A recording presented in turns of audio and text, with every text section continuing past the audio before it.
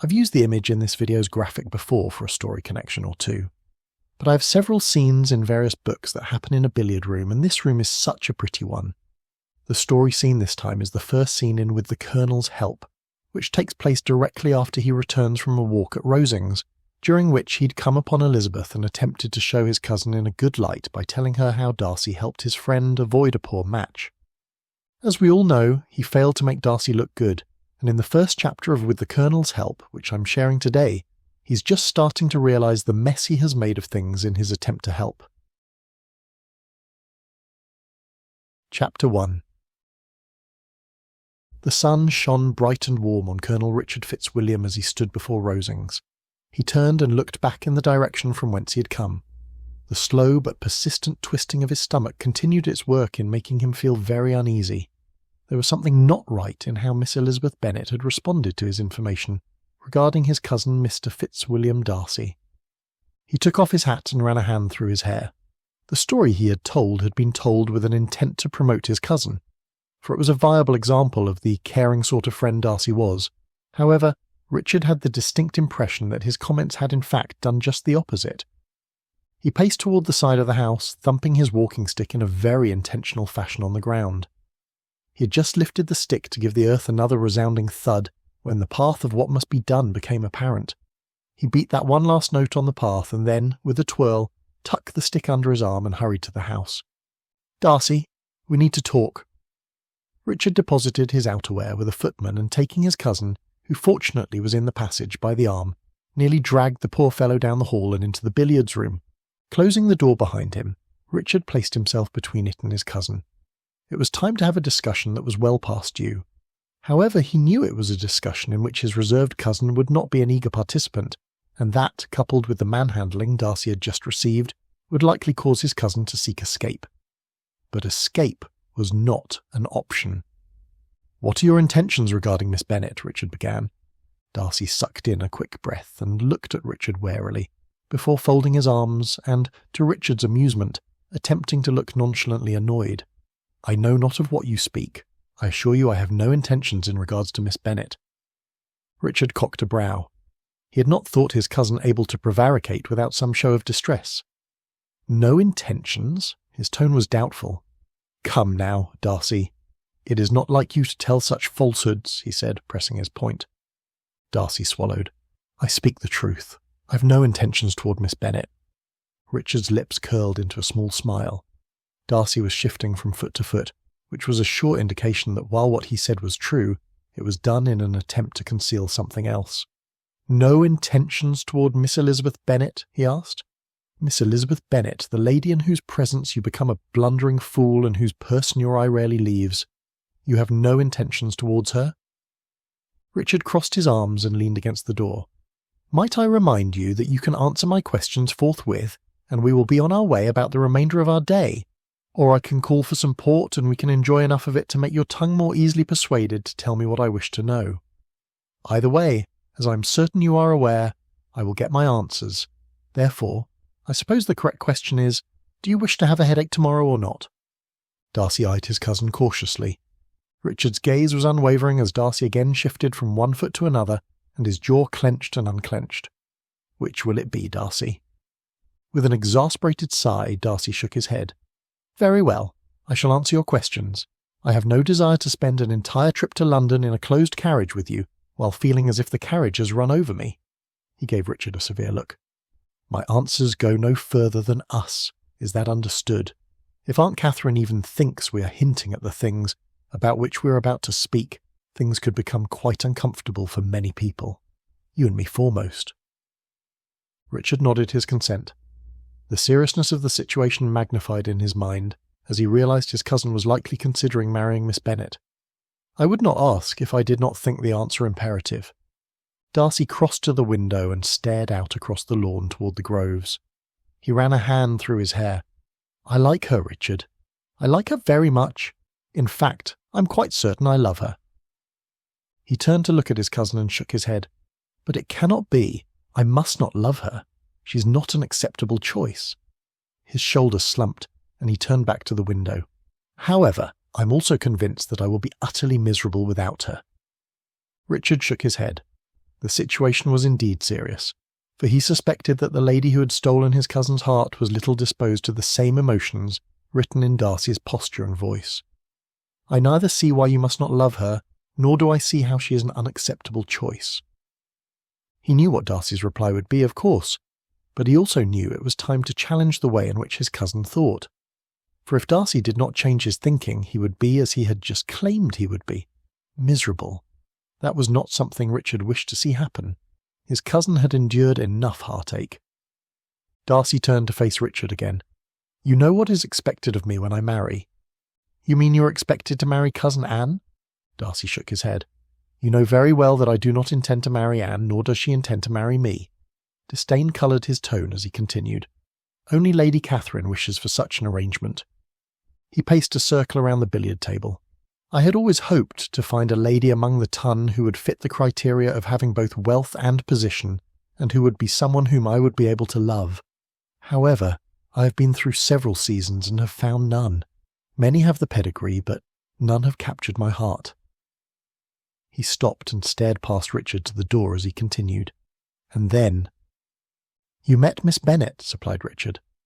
Darcy nodded slowly. "She is enchanting." He smiled as he said it and then turned grim once again. "But she has no connections and very little wealth. I have turned these things over in my mind, day and night, truth be told, arguing the side of my heart and then the side of duty. I've come to no acceptable answer." Richard's voice softened as he saw the turmoil of such thoughts etched on his cousin's face. "You cannot reason away love. Even you must be able to fathom that." He had left his position at the door and now stood close enough to Darcy to lay a hand on his cousin's shoulder. "You cannot give up a life of happiness out of a sense of duty." He moved away and began setting up the billiard table. "Consider. Who will be affected? Lady Catherine. She will not be happy unless you marry Anne, no matter what the lady's pedigree. Perhaps my father, but even if he does not approve at first, he would be hard-pressed not to be charmed by Miss Bennet." "You have not met her family," Darcy interrupted. "Her older sister is just as well-bred as Miss Elizabeth, but her younger sisters are extremely silly and ill-mannered, and her mother—" He closed his eyes and shook his head as if pained by some memory. "Her mother, Richard, is always going on about things in the most inappropriate fashion.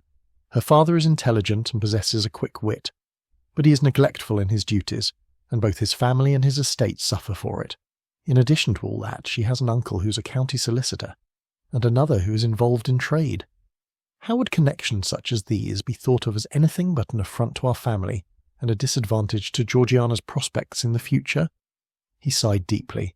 "It is not just my happiness with which I have to be concerned." Richard's tone was once again firm. "And how happy will Georgiana be if she knows you have sacrificed your happiness for hers? She will be devastated." He held up a hand to stop Darcy's rebuttal. "No. Do not tell me she will not be aware of your unhappiness. She has already suspected something is not right with you. She has told me so in her letters, and she thinks it is her fault." Richard looked at Darcy levelly. "If you do not follow your heart, you will seriously damage hers, and I think you know that. For once, Darcy, put duty second and do something for yourself. It will not make you a lesser man. In fact, if Miss Bennet is involved, I would wager it would make you a better man. She's suited to you like no other, and will be the making of you, I'm certain of it." Darcy narrowed his eyes, took up his cue and studied the table. Richard waited patiently. He knew his cousin was not just studying a shot. Darcy's mind was weighing what Richard had told him, but the agitation of that mind needed to be released in movement so that clarity could be achieved. Darcy took his shot and circled the table once more. "You're likely right." Richard bit back a smile at Darcy's unwilling admission. "I could not put Georgie in that position," Darcy continued. "She would never forgive herself. There is but one choice, and as foreign as this sounds and feels, I must put duty second." Richard did not attempt to hide his smile at his befuddled cousin's countenance. "While I am happy you have finally come to the right conclusion, I must now move on to why I asked for such a confession in the first place." Richard shifted uneasily. "In my desire to help you appear in the best light to Miss Bennet's eyes, I may have put my foot in it." Darcy sagged and closed his eyes as he shook his head. While Darcy was uneasy and rather silent in the presence of ladies such as Elizabeth, Richard was often quite the opposite, at ease and loquacious nearly to a fault. "What did you say to her?" Darcy asked. Richard took the cue from Darcy's hand. "It would be best if we sat for this and that you were not armed." Darcy raised a wary brow, but took a seat as Richard had suggested. "I met Miss Bennet today while touring the park." Richard laid Darcy's cue on the table. "We walked and talked for some time, and from what I gathered from her comments, you have not made a favourable impression on her." He came to take the chair next to Darcy. "I might like to know what you did or said when in Hertfordshire to so sour her impression of you, but I suppose that can be delved into later." "The point, Richard," Darcy said in exasperation. Richard grimaced. "The point is, I wanted to leave her with some positive note regarding your character, and so I chose to tell her about your loyalty to your friends." Darcy's brows furrowed, and Richard could see that he was attempting to figure out why such a story would cause an issue. "I may have told her about how you helped Bingley avoid an imprudent match." Darcy's eyes widened, and Richard hurried on with his explanation. "Miss Bennet did not approve of the interference. She thought it was rather high-handed of you to decide such a thing for your friend, and then she became a bit withdrawn and quiet, claiming a headache from fatigue as the reason. She was not fatigued. It was apparent that what I said had distressed her greatly. Her sister, who has been in town, the one she asked if you had seen, is Bingley's angel, is she not?" Darcy held his head in his hands. "Yes." The anguished reply was soft. Richard's own heart broke at the sound of that word. He had definitely made a jumble of things. "Why did you separate them?"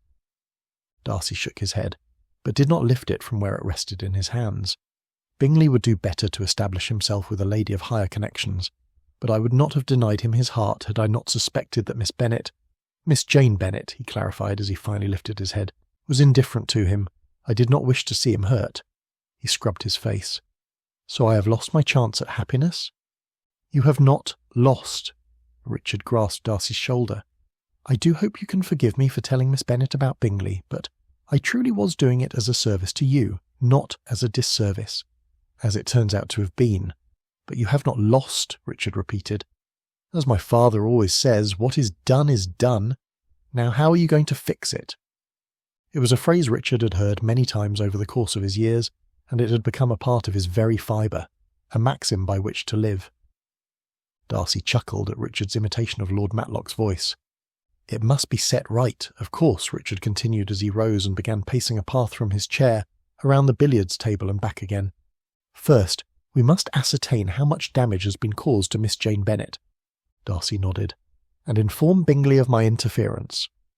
"If necessary," Richard agreed and then added with a rueful smile, "which I believe it is." He took another turn around the billiards table. "Were you your normal, reserved and proper self when in Hertfordshire, or were you more reserved and a bit uncivil?" "I was constantly in Miss Bingley's presence." Richard groaned. He had seen Darcy with Miss Bingley. The woman always put Darcy on edge with her fawning and posturing. It was as if she expected something she possessed in manners, countenance or position could suddenly sway Darcy to develop an unquenchable desire for her. Richard shook his head. How many times had he himself heard her supposed qualifications woven into a conversation? "Miss Bingley is an understandable reason for being less civil than is your normal wont." Darcy nodded. "She was insufferable." "When is she not?" Richard asked with a small laugh. "I am sure I have never observed such a time," Darcy grumbled, causing Richard to chuckle once again. "Very good. We've established that you most likely need to speak with Bingley in an attempt to undo the wrong caused by your interference, and that you were driven to incivility by the presence of Miss Bingley, which I will assume was accompanied with a lofty air." He stopped on the far side of the billiards table and, looking at Darcy, waited for confirmation that his assessment so far was accurate. Receiving Darcy's acceptance of the facts, Richard continued, "Well then, besides your off-putting countenance and Miss Bingley, are there any other reasons why Miss Bennet might have a dislike for you?" Darcy expelled a deep sigh as he nodded slowly. "Remember Wickham?" Thank you for listening to this story connection. I hope you enjoyed it. If you did, please help other readers find it by liking this video and sharing it. And don't forget to subscribe to the channel and turn on notifications so you'll know when I upload another video. The 2017 copyright for With the Colonel's Help is held by Leanie Brown. All rights reserved. The narrator for this video has been Christopher, an authorized voice replica made available by the voice actor through the Elevenlabs library.